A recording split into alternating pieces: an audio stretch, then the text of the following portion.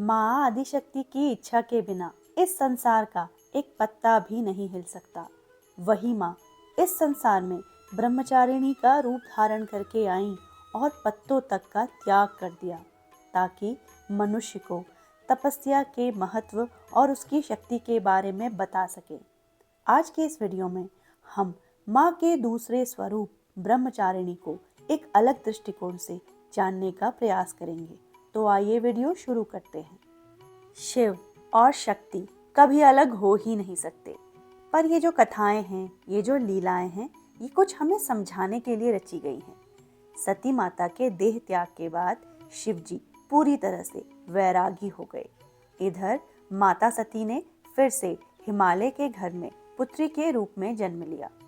माता शैलपुत्री जब बड़ी हुई तो उन्हें नारद जी से पता लगा कि उन्हें शिव जी पति रूप में प्राप्त होंगे, पर उसके लिए माता को कठोर तपस्या करनी पड़ेगी।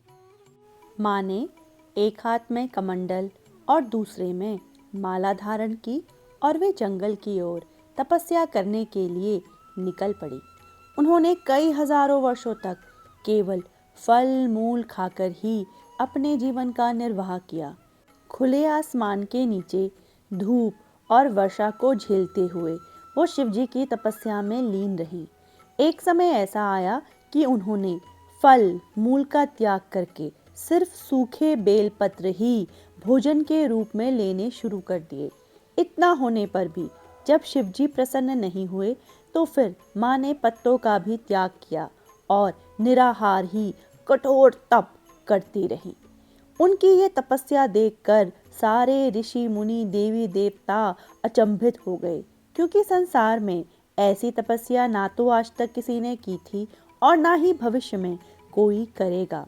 इसीलिए माँ का नाम ब्रह्मचारिणी पड़ा। माता ब्रह्मचारिणी का एक और नाम अपर्णा भी है, क्योंकि उन्होंने पत्तों तक का त्याग कर दिया था। माँ जब तपस्या कर रही थी ना, तो इतने हजार वर्षों तक तपस्या के कारण उनका शरीर एकदम क्षीण हो गया था। तब जब उनकी माता रानी मैनावती ने उनको इस अवस्था में देखा तो उनके मुंह से निकला, ओ माँ, अरे नहीं, जिस कारण माँ का एक नाम उमा भी है। माँ ब्रह्मचारिणी की तपस्या सफल हुई और शिवजी उन्हें पति रूप में प्राप्त हुए।